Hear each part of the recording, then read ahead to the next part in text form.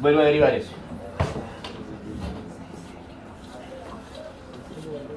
Por aquí. A ver, la segunda derivada, ¿qué va a ser igual?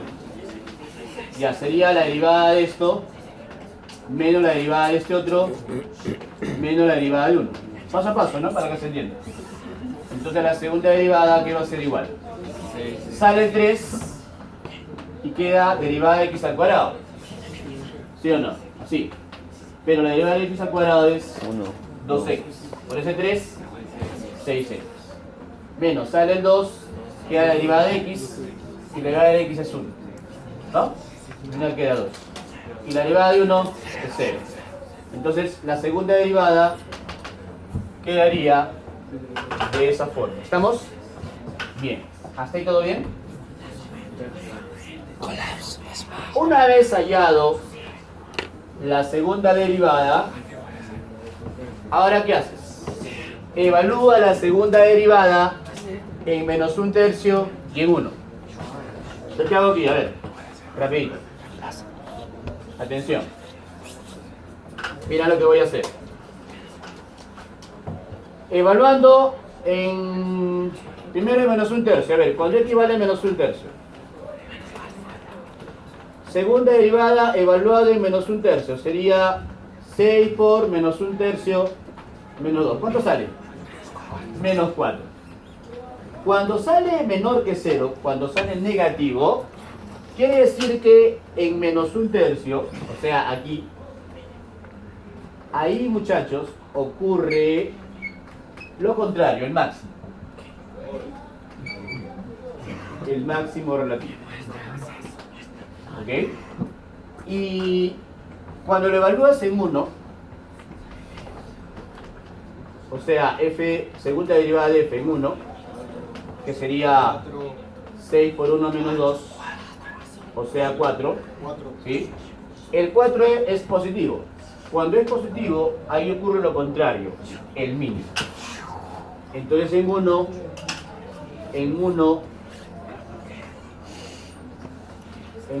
ocurre el mínimo.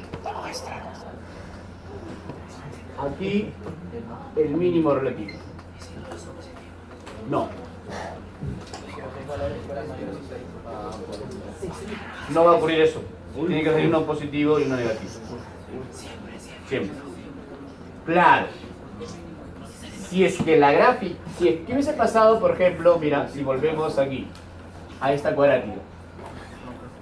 Si esta cuadrática al resolver me salía x imaginario. Aquí.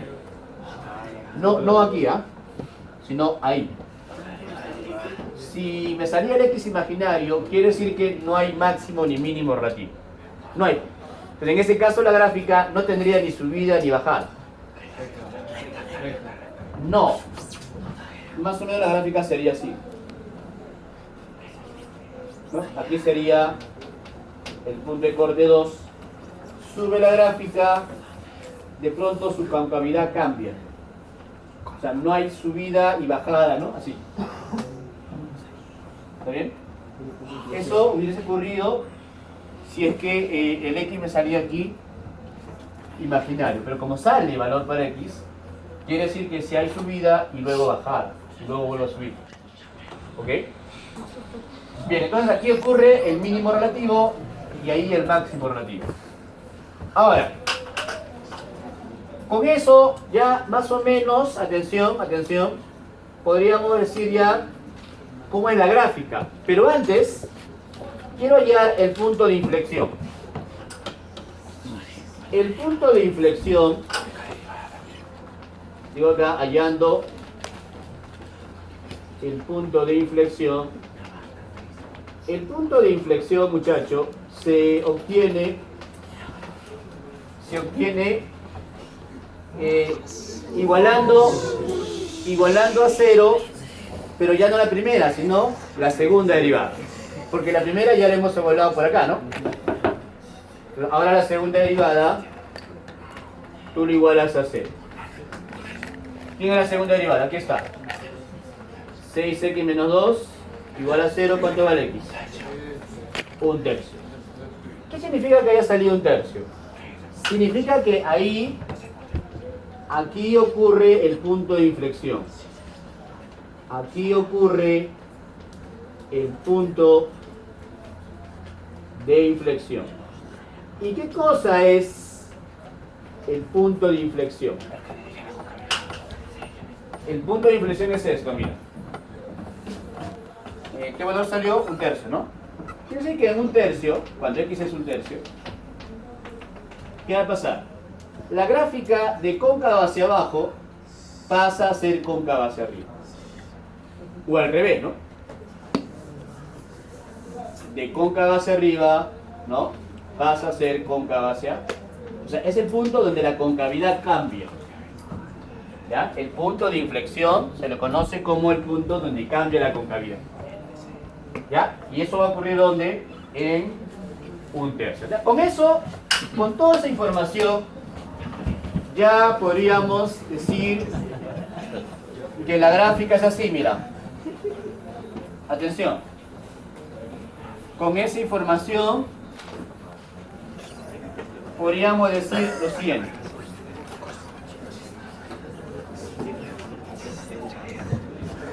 Atento, atento. Atento aquí.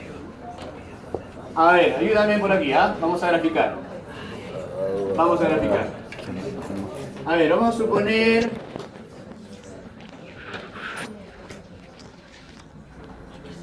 Ya. Aquí es 1, aquí es 2. ¿Ya? Por aquí menos 1. Ya. ¿Dónde estaría? A ver, vamos a ubicar los puntos que me interesan. ¿Qué puntos me interesan? Atención. El 2. ¿El 2 qué cosa es? Raíz. ¿No? Aquí está. ¿Qué otro punto me interesa? A ver. Por aquí. El menos 1 tercio. El menos 1 tercio estaría...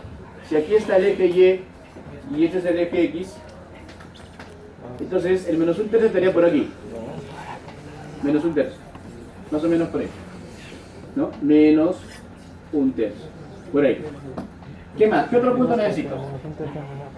El 1, ya está el 1 por aquí. Ya está el 1 por ahí. Ya está el 2, está el 1. ¿Qué más me falta? El 1 tercio. 1 tercio por aquí. ¿No? Por ahí estaría 1 tercio. Ya, entonces muchachos, como ya tengo esos puntos, entonces, mira, la gráfica sería más o menos de esta forma. Observa, observa, observa. Mira aquí.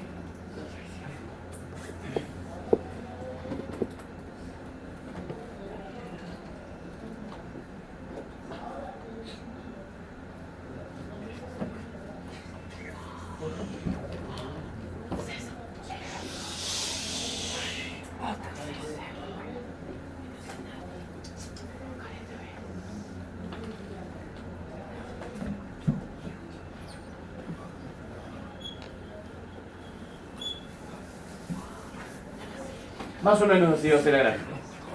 A ver, veamos si es cierto. ¿Qué dije hace rato? ¿Qué va a ocurrir aquí? ¿Qué va a ocurrir en menos 1 tercio? ¿Qué va a ocurrir en menos 1 tercio? El máximo relativo, ahí está. Máximo relativo. ¿Qué va a ocurrir en 1? El mínimo relativo. Mira aquí. Aquí. Mínimo relativo, ¿dónde? En 1. ¿Está bien? ¿Qué más? ¿Qué más habíamos dicho? Aquí lo voy a colocar 1. ¿Qué más? El punto de inflexión es en 1 tercio. ¿Qué significa eso? Que en 1 tercio, aquí está 1 tercio. En 1 tercio, observa, ¿qué pasó en este punto de rojo? Mira, de cóncava hacia abajo, ¿cómo que hacia arriba? De cóncava hacia abajo, cambia a cóncava hacia arriba. Entonces, esta de rojo viene a ser el punto de inflexión. Punto de inflexión. ¿No? Esto de aquí, ¿qué viene a ser? el mínimo relativo. Esto de aquí, ¿qué viene a ser? El máximo relativo. Y 2, ¿te acuerdas de 2? ¿Qué cosa es 2? La raíz. Este 2 es la raíz. Ahora, yo sé que algún estudiante va a decir, profe, pero ¿por qué no podría ser este caso? A ver, mira, mira. Mira, aquí está el 2, ¿no? Por aquí el 1 y por aquí el menos 1/3, ¿no? ¿Eh? Profe, ¿por qué no podría ser esto? Mire.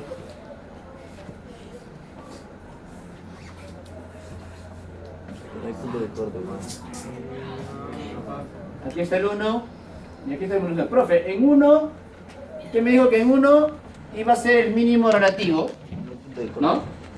En 1 iba a ser el mínimo relativo. Y aquí está, mire, profe. Aquí está el mínimo, mira. Y en 1/3 está el máximo, ¿no? ¿Por qué no podría ocurrir eso? Por la raíz. Real. Porque en ese caso la raíz estaría aquí. No estaría bien porque la raíz es 2. ¿Me entiendes? Entonces, ahora sí. ¿Cuál de las dos gráficas es? ¿Esta? ¿Será esta? No, descartado. ¿Cuál tiene que ser? Esta de aquí. ¿Ves? Y con las derivadas hemos podido tener ya más o menos una gráfica más exacta, ¿sí o no? Claro. Entonces, muchacho, ese es lo fundamental de la derivada. Nos ayuda a tener gráficas más exactas, ¿no? Nos ayuda a tener gráficas más exactas. Y una pregunta, ¿para qué son importantes las gráficas? Para llegar máximo mínimo. Para llegar máximo. Tú como ingeniero, que vas a hacer más adelante. Cálculo superior. Para tener un control relativo del futuro. ¿Ok? Claro, no quiere decir que vas a decir qué va a ocurrir aquí más adelante, cómo vas a estar, no. Me refiero a la parte de producción, ¿no? En la producción de una fábrica, tú necesitas saber cuánto debes invertir, ¿no? Cuánto debes producir. Y eso tiene que ver, ¿no?, con proyectarnos hacia el futuro, ¿sí? Entonces, por ejemplo, mira, si esta gráfica fuese, digamos, el número de artículos que yo debo producir en el año para obtener ganancias, por ejemplo, imagínate que el 1 sería 1000 unidades, el 2, 2000 unidades, ¿no? Entonces, esta gráfica más o menos podría entenderlo así, que cuando yo produzco, mira, entre 0 y 1, obviamente que no tomaría esta parte porque yo no voy a producir cantidades negativas, ¿no? Todo es positivo siempre en la producción. Entonces, me quedaría solamente con ese tramo, ¿no? Entonces, mira, ¿qué pasa cuando yo produzco de 0 a 1 unidad, a 1000 unidades? De 0 a 1000 unidades. La gráfica está decreciendo. Entonces, posiblemente, ¿qué ocurra ahí? Que no va a haber ganancias en el tramo de 0 a 1000 unidades de un cierto producto. Pero ¿qué pasa cuando yo empiezo a producir a partir de 1000 unidades hacia adelante? La gráfica empieza a crecer, ¿no? Empieza a crecer, ¿sí? Entonces, posiblemente a partir de 1000 unidades hacia adelante, yo voy a poder obtener ganancias, ¿no? Entonces, las gráficas, fíjate, te permiten tener un control relativo del futuro. Entonces, cuando el accionista o el empresario viene y te dice, ingeniero, ¿cuánto tenemos que producir en el año? ¿No? Digamos que estamos en el mes de enero, hay reunión, pues, ¿no?, de accionistas. Señor ingeniero, ¿cuánto tenemos que producir para poder tener ganancias? Claro, tú tienes que decirle, bueno, señores, tenemos que producir más de 1000 unidades, ¿no? Porque si producimos menos de 1000 unidades, no vamos a tener ganancias, vamos a tener pérdidas, ¿no? Pero eso es gracias a quién? A las gráficas, ¿cierto? Claro. Porque tú como ingeniero no le vas a decir, bueno, señor, me parece, ¿qué tal? ¿Qué tal si fabricamos solamente 1000? ¿O qué tal si fabricamos solamente 500? No es algo seguro, ¿no? ¿Sí o no? No puedes hablar de esa forma, tú tienes que hablar con seguridad. ¿Sabe, señor? Tenemos que producir, bueno, más de 1000 unidades, ¿no? Porque eso va a hacer que uno pueda, o que ustedes en este caso, puedan tener ganancias, ¿no? Ahora, atención. Un ingeniero no va a estar haciendo estas cositas, ¿eh? No. Cuando tú llegas a la universidad, esto te enseñan en el primer ciclo. Desde el primero hasta el quinto vas a estar con puras operaciones, ¿no? Puro cálculo. Pero a partir del quinto ciclo en adelante, muchachos, ya no es cálculo, es puro software. Claro, con los software, por ejemplo, el MATLAB es una herramienta fundamental para todo ingeniero. Por eso el MATLAB lo llevan a partir del tercer o cuarto ciclo como curso, ¿no? En muchas facultades, no en todas, ¿no? ¿Por qué? Porque las empresas donde uno trabaja siempre usan el MATLAB. ¿Qué hace el MATLAB? El MATLAB, muchachos, lo que hace es, tú introduces, ¿no?, datos al software. Función. Por ejemplo, ¿no?, ella te va a pedir, ¿sabes? A ver, dame los coeficientes. Tú le vas a dar 1, -1, -1 y -2. Enter y te arroja, ¿no? Todo esta gráfica. Ya no vas a estar haciendo esto. Yo creo. ¿Ah? No, pero parece que han enseñado lo anterior. Pero... Ah, porque todo ingeniero tiene que saber de dónde provienen las gráficas, de dónde provienen las cosas. Claro. Por eso están enseñando. Porque no todo, el ingeniero de sistemas, por ejemplo, él tiene que hacer programas, tiene que trabajar con software. Él compra un software del extranjero y tiene que adaptarlo a la empresa. Se tiene que hacer modificaciones, ¿no?, en los algoritmos, ¿no? En los algoritmos haces modificaciones. Pero si no sabes esto, ¿cómo vas a hacer las modificaciones entonces? Tienes que saber esto, ¿no? ¿El sistema acaso va a estar sentado esperando que le traigan un software igualito o un software que se adapte a su empresa? No. Los softwares se hacen de forma general, pero tú tienes que adaptarlos, hacer cambios de acuerdo a la empresa, ¿no? Si es una fábrica que produce, no sé, a ver, bebidas, ¿no? Recuerda que aquí en el Perú hay ciertas fábricas peruanas que, por ejemplo, una de ellas es Cola Real, ¿no? Por ejemplo, ellos tienen un software que han comprado del extranjero, ¿sí? Pero ese software no se va a adaptar pues exactamente a la necesidad de ellos. ¿Por qué? Porque ellos tienen, digamos así, usan envases, ¿no?, de acuerdo a lo que consume la gente aquí, ¿no? Hay gente que consume pues envases pequeñitos, envases medianos, ¿no? Hay gente que no tiene mucho dinero y busca, ¿no?, una bebida pequeñita, ¿no? Entonces tienes que adaptar los software para poder, ¿no?, digamos así, pasan las botellas vacías, ¿no? Pasan las botellas vacías, no todas tienen el mismo tamaño, obviamente, ¿no? Todas tienen el tamaño adecuado dependiendo, ¿no?, de lo que tú has programado, ¿sí? Pero si al día siguiente necesitas cambiar el tamaño, ¿qué haces? Tendrás que modificar el software para que la máquina, ¿no?, se adapte al tamaño de la botella, ¿no? Pasa una botella pequeñita el día de hoy, ya la máquina llena, ¿no?, la botella en base pues a ese tamaño, pero al día siguiente tienes que producir de un tamaño más grande, tú tienes que modificar el programa para que la máquina pueda adaptarse a ese tamaño.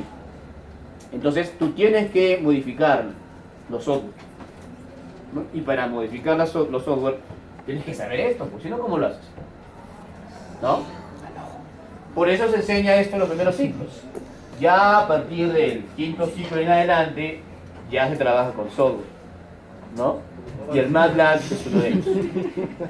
El MATLAB es una herramienta fundamental. Lo vas a ver cuando estés en el tercero, cuarto o quinto ciclo. Pero no en todas las facultades lo enseñan, ese es el problema. Ah, sí, sí. Y si no lo enseñan, vas a tener que tú aparte estudiar, ¿no? Como el inglés, por ejemplo. El inglés es algo que tienes que estudiar aparte.